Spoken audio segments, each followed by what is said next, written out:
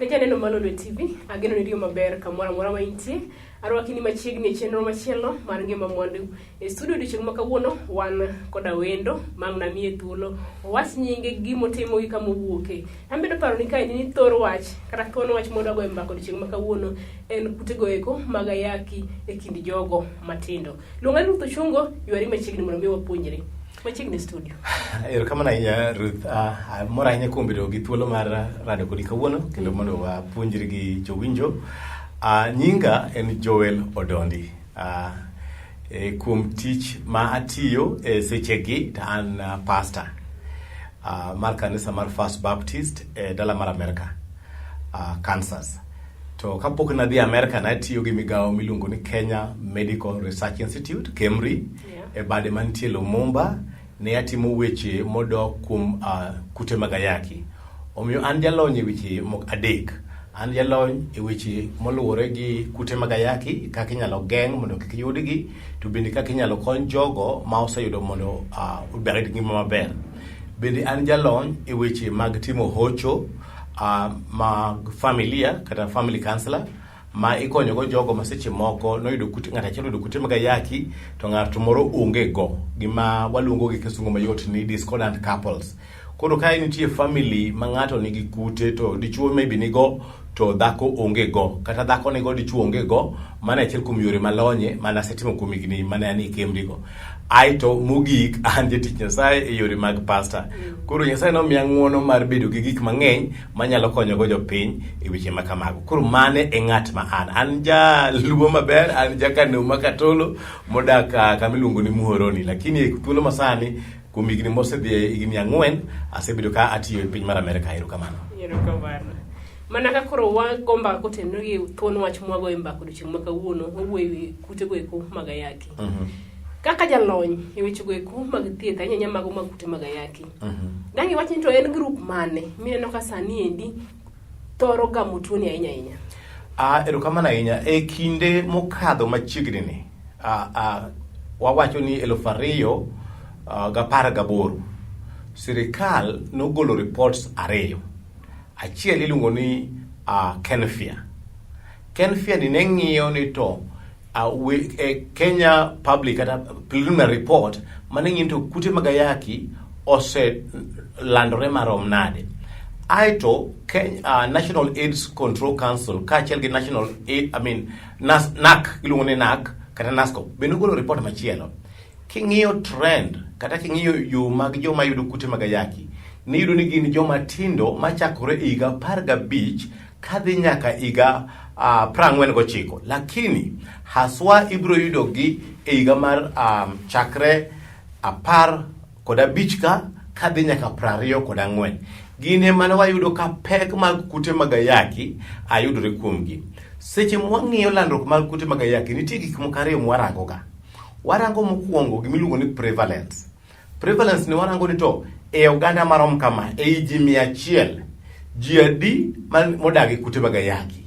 Kano ng'i prevalence makamano, wayudo ni prevalence mag joma ni kute mag ayaki to dodok chien kabisa. To ji paro ni mano koro iso ni koro kati kute mag ayaki tinde onge. En ni joma nigi kute mag ayaki bedo dak ka bedo mangima, joma ng'eny ma koro yudo bedo maonge. Asido koro wasiko e 4.9 mano bedo kamano. To nitie gimiluongo ni incident. Now, prevalence en kwano ni ji adi mane gweng'ni, to kuom ji tudu mane gweng'ni adi mane kute mag ayaki. E Kenya, prevalence en 4.9. Mantie ko teneni 4.9 kata tamalo 4.9. Lakini mano nyalo wacho ni okay, waketo ji mang'eny yath, wakonyo ji, koro ji iyudo mana ni mage joma nigo. Lakini nitie gima ne chendo miluongo ni incidents. Kwa wacho kuom incidents wakete yo mayot, en to kuom joma nitie ka gweng'ni ne wabiro higa ni to wayudo ka only ji 30 kende mane kute mag ayaki. Koro kwan higa moro wachako kwano ji to wayudo ni koro ji 40 emana gote ni ji 20 ya par moko te mangowa omedore. Kani gin ji 30 koro gin ji 40. Koro wapinyo ni to ere gima ang'o momiyo joma 10 omedore. Koro mane mwaluongo ni incidents, joma nyien mayudo kute mag ayaki.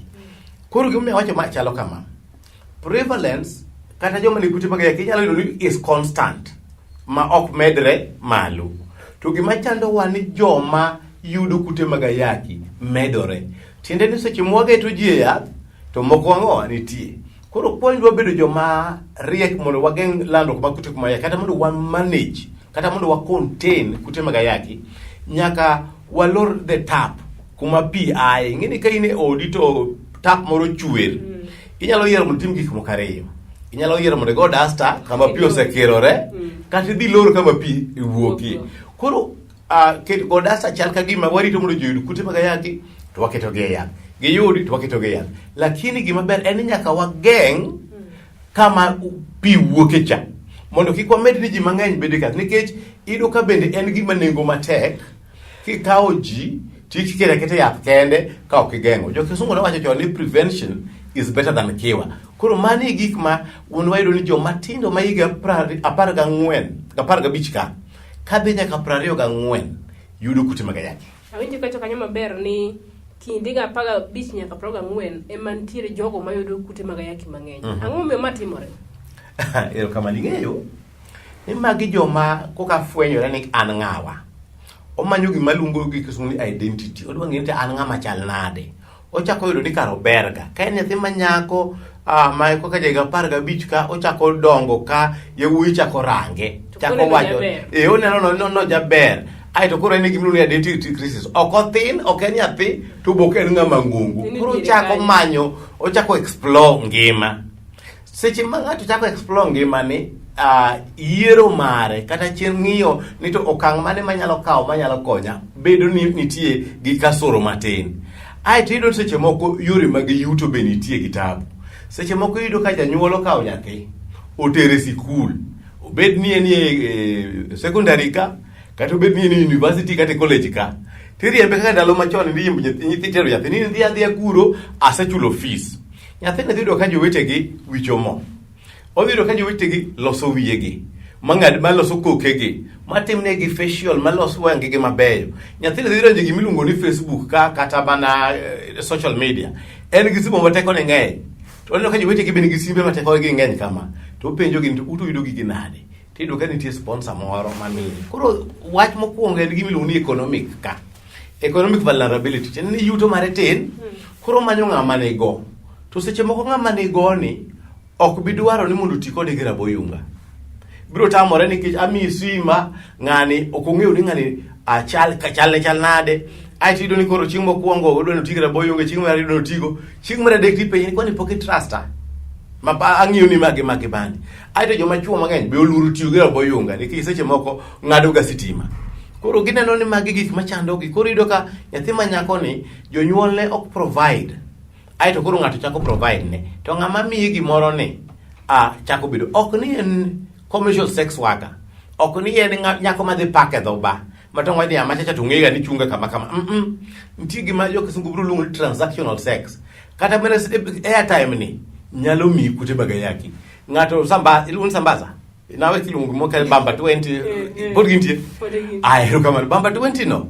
Gi sambaza ni imiyo ka ng'orne jako ore 20. Ochako orne 100 bob.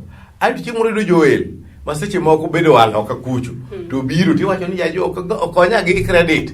Taka o credit mar 2,000 ta orone. Nyathi pok noneno credit mar 2,000 ni e simbe. Don kata nyise mane wuoge ti bie seche go buko ka seche go odwa pesa mang'eny. Koro mana achiel. Mar ariyo en physical development. Nyathi ma wuoyi kata nyathi manyako manie kind ginene ignigi mo wacho 15 seche moko ido ka kata ka nyathi manyako to dende pok ochopo e ikruok mar bedo e achiel gi ng'ama dichuo. Omiyo seche mage bedo ng'ama achiel ng'ama dichuo, ridhruok moko timore e dende ka. Ma nyalo miyo bedo mayot mondo iyud kute mag ayaki. Seche gi beniti gima luongo ni oonge gi teko mar goyo mbaka ng'ama dichuo mondo negotiate ni raboyunga ne ka nyakitigo. Negotiation skills bende te mangowa oonge go. Pod en gi wich kuot oonge gi chir mar wacho gi wacho gi chir mondo ketiene pini ka ok kama. Ka ok idwa tiyo gi raboyunga to bed kamano. Koro iyudo ka seche moko mano bende bedo kamano. Koro ng'eni king'iyo gigi awuoyo kuom economic, awuoyo kuom biological, then awuoyo kuom social. Mago kuom gik biological en ringre pok obedo moikore. Obedo nyathi madichuo obed. To ka nyathi madichuo nikech awuoyo kuom nyithindo manyiri ahinya, to gimiluongo awuoyo kuom nyithindo manyiri ahinya nikech iyudo ka nyithindo manyiri mathoth ema atamalo gi magido gamo kutegi. Nwadi malo moingo kata yawuoyi. Jalony. Wakado ka chien matin. Manyiso ni e kinde ga 15 nyaka 24 ka indi. Jogo matamalo margi mare yudo kute mag ayaki ni malo gi nyithindo manyiri king'iyo gi nyithindo machuo. Exactly. Nyithindo manyiri iyudo ka nigi vulnerability kata gin gi nyao mar yudo kute mag ayaki kaluwore ni mingeni kikawo nyathi ma jahiga 15 manyako tiketo gi nyathi ma jahiga 15 mawuoyi ibiro kan tipo gurwok. Nyathi manyako ose develop mang'eny. In fact, seche makamagi tiyudo kata ni joma kipenjo nyithindo manyiri mani school tibiro yudo ni seche moko ne gichako bede achiel kata githin ne higi 15. Kite higi 15 e Kenya masano onego bed ni en ja form 1. Tiyudo ka seche moko class 8 ka class 7 ka ne gichako ng'eyo bedo gi chuo kamagi. Koro atamalo mag joma nyiri matindo e higi 15 nyaka 24 ka kipimo joma nyiri gi joma yawuoyi, joma nyiri nigi atamalo moloyo. To mano ko wacho ni joma yawuoyi are okay. To bende wapim ni gini kaka gini chakore. Ing'eyo ni joma tiyo manyo nyithi jo university. Koro yudo ka nyiri ma jo university en yuko date ng'ama tiyo. Koro nyithindo matich. Koro ng'ama tiyo cha okawo tuone cha omiyo ng'awa ja university ka. Mi to university do ka seche moko okawo sponsor en go kucho loso ne wiye to dhi to bedo ka beda machiegni kanyo, lakini en gi bende boyfriend moro e university ka ma bende opando ka mabende ni nono mabende nono okawo machanga marite to manga machiwo nyathi ma wuoyi mani university ni en gi koro dhi bedo ga girlfriend kanyo secondary ikich ngi university bare ang no chine anoka date ja university ana date working class. Koro working class na mayro date koro ja thima ja university to the date nga iwuoyi ma ja university ni okodhi duogo class form 1 form 2 form 4 ka kanyo ka ja school kane poka bedo gi gite ai datimo gik mang'eny na bedo nyaka chaplain mar school igni 4 school mar jo mathindo manyiri to igni 4 mana chaplain mar nyithindo manyiri gibido ka nyathi manyako wacho ni ndani ngeni akanyal date ja secondary ward an boy na timo law an boy na ni medicine boy na kia timo engineering gino ni KU ni Maseno ni Nairobi University iro mano ya thia secondary wuoyi kodi to kanye kama kendo en koro ya thia secondary ma wuoyi dugo gi ni primary koro yudo ka HIV wuok kuom ng'ama tiyo odonjo nyathi university manyako en nyako ni bende omiyo nyathi university ma wuoyi ma university okawe tere secondary ka ja secondary ka juloro ni manyo juloro ni otere primary ka. Koro miyo mane momiyo nyaka wang'eni to ere kaka wageng'o nyithindwa matindo gi makoro atamalo malo yudo kute mag ayaki. Gikanyo no janeno Malolo TV, ageo ni winjo twak yo makare. Kadipo ni janyuol, in gi nyathi mantie higa machal kama endi, tem matek mondo mi ne ni to arita mare chalo nade. Kadipo ni po gamo kute gi kuma ga yaki, tem mondo mi kiko gam. Mbele kae ni bodi wuoye ni to jogo mosegamo gi onego bed ni dak nango, kata jogo masamoro oseyude to kodwa no yie ni entiere gode biro bedo nango. Gikanyo no wakawo yo matin kod duka kama endi to jalony dhi lero ni to gino kenge mage monego bed ni wakawo kaka oganda onagi kata kaka jopiny mondo mi wane ni tuo ni endi mar ayaki ok omedo landre ahinya e kind higa makoro nyithindo chako ng'ere ni en ng'awa kata en ng'ama chalo nade. Med kete kanyo luonga Ruth Ochungo.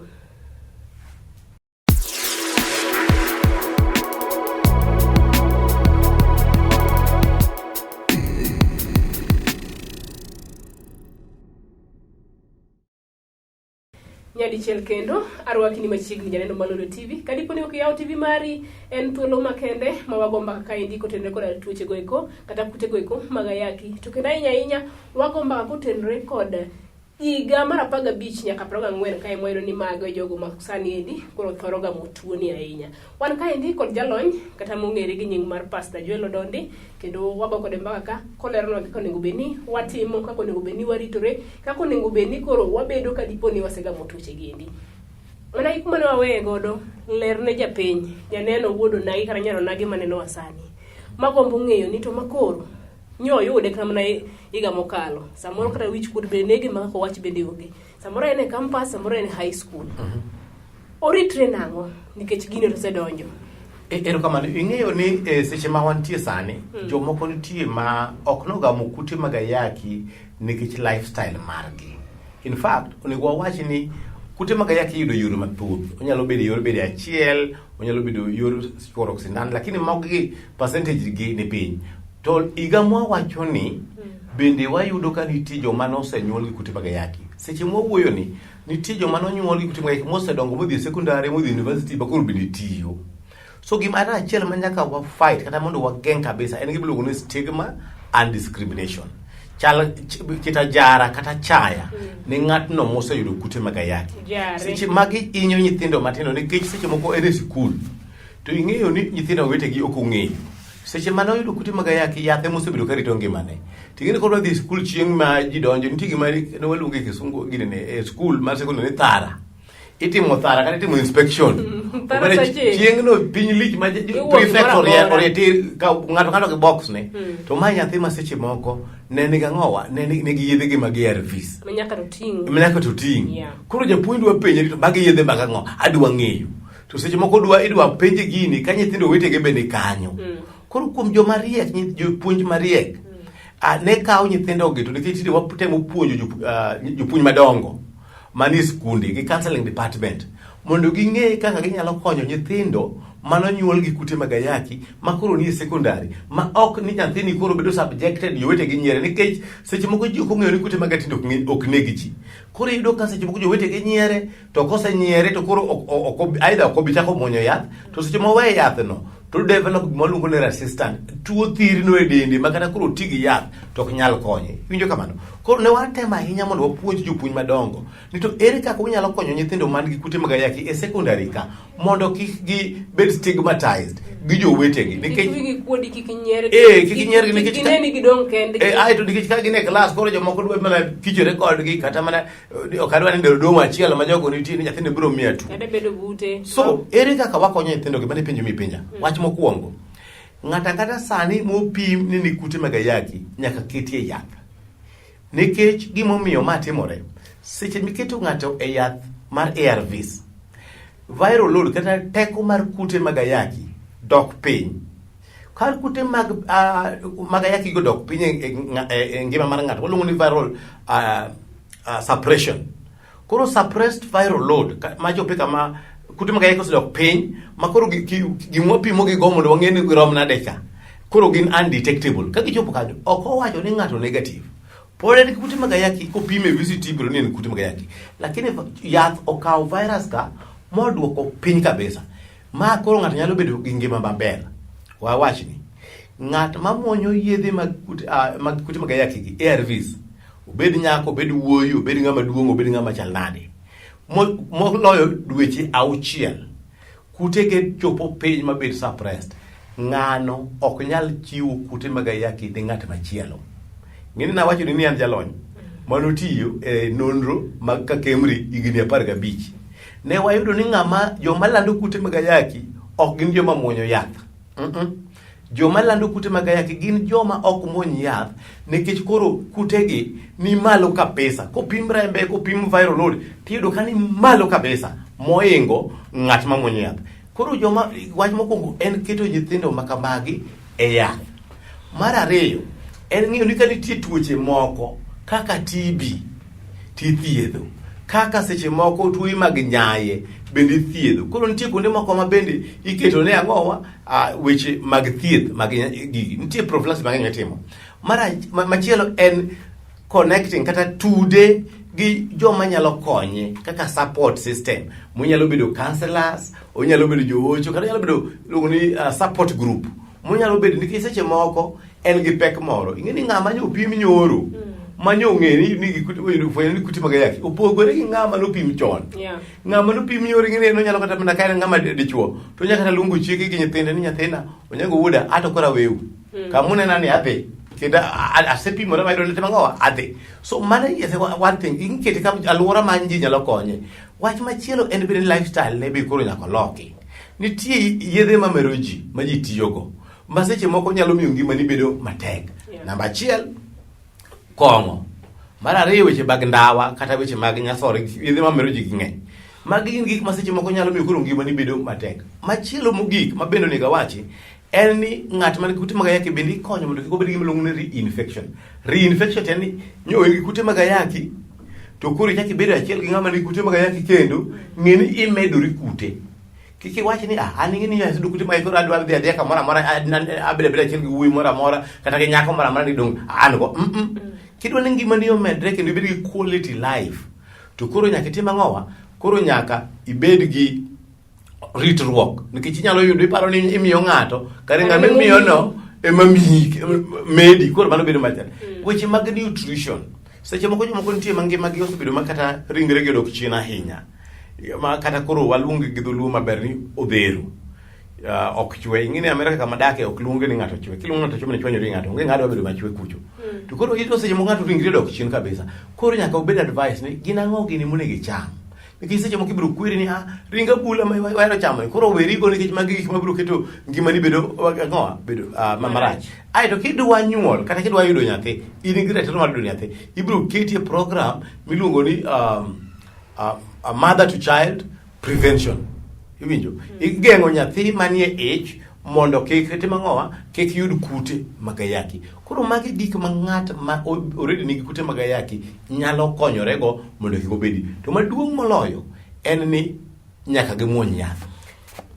Jalony awinjo kweto chien kata maber ni kadipo ni ng'ato nigi kute mag ayaki to muonyo yath kendo maintain maonge chieng' mo default kata noleo, tibiro ni kute mag ayaki go dok piny. Donge?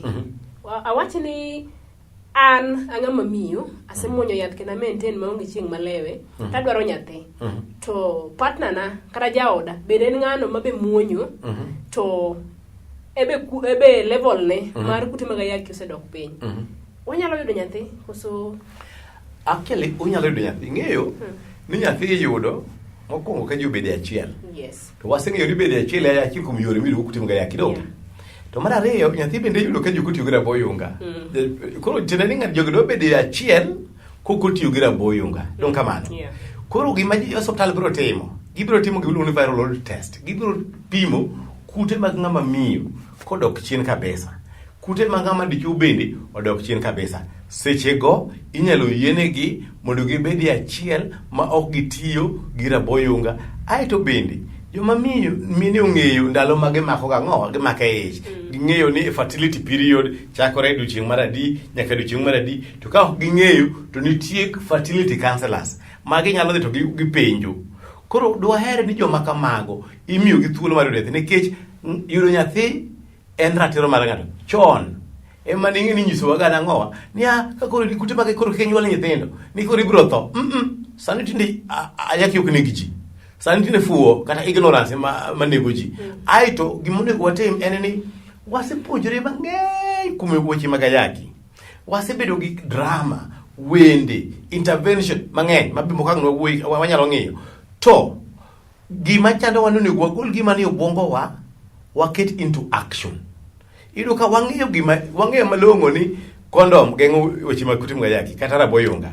Ting'e raboyunga ni ber mana correct and consistent. Koro magi gik ma koro wapuonjo ji mondo stigma manie kor gweng' mano miyo ji mathoth cha koro mondo bedi. Omiyo joma kamago nyalo bedo we abuogi bende. Kata mana ka dichuo ne negative to dhako positive, to dhako osebedo gi undetected viral load, dhako no ok nyal miyo dichuo cha kute mag ayaki. Kata dichuo na ok tim gimana ok tiyo gi raboyunga nikech viral load suppression obedo. Mane momiyo chon ahinya nirito ni nyaka ng'ato kia CD4. Kani winjo dhulu kisungu mo CD4. CD4 nyaka dogo piny. Niko kanga ni CD4 chalnadi. Niko kichako kiting'ato yath. Ne watimo nonro mwayudo ni kopim ng'ato moyudo ni kute mag ayaki to chak kete yath immediately.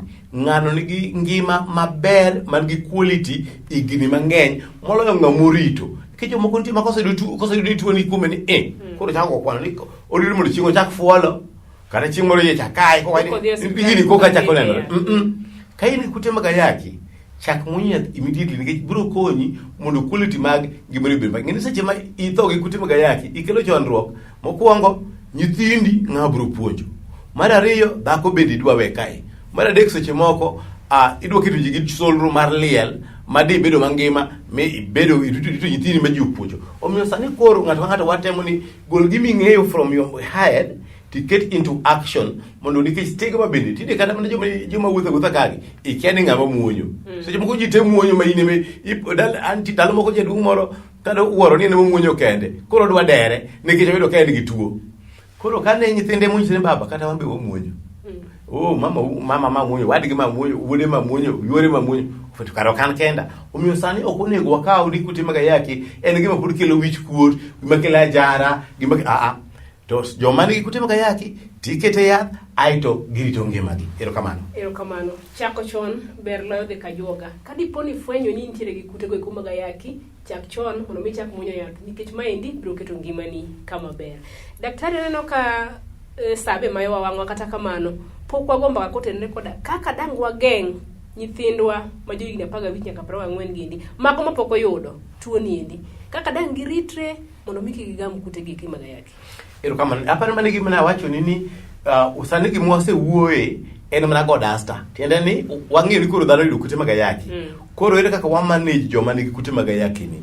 Weche mag kata joma nigi kute mag ayaki go tigira boyunga machielo wawuoyo kuom weche mag dhi hospital kao yath, weche mag lifestyle, weche mag nutrition, weche mag chiemo, weche mag gik mimadho gi and all that. Gik mwawacho gi te. Koro wadwa ng'eyo ni to ere kaka waloro tap mondo wang'e ni to joma ni onge gi kute mag ayaki gi nyithindwa gi ere kaka ni wanyalo konyogi mondo gi kute mag ayaki. Mano e wach machielo maparo nego wawachi mondo wagony ni to ere kaka wageng'o nikech iwacho ni geng'o oloyo thiedho. Prevention is better than cure. But nyaka wachak mana gi joma oseyudegi nikech gin e joma tin. Aito bende ng'ata mani kute mag ayaki ndi ndalo mane en negative. Kaponi no konyuolego ndi ndalo mane negative. Koro ere joma kaka wakonyo joma negative mondo kik yudi. Gikanyono janeno Malolwe TV ageno ni wapuonjore maber kaendi kendo ma en twak ma problem dhi godo mbele nyaka ngeso manyien. Omiyo kumoro amora ma intiere ka dipo ni iyudo wagi kore ikrini ngeso manyien bende wabiro dhi mbele gi twak niendi. Luonga Ruth Ochungo ne wan kaendi kod jalony Joel Odondi molonyo weche goeko mag kute goeko mag ayaki. Oriti masani watudre kendo ngeso manyien gi chenro machal kod maendi.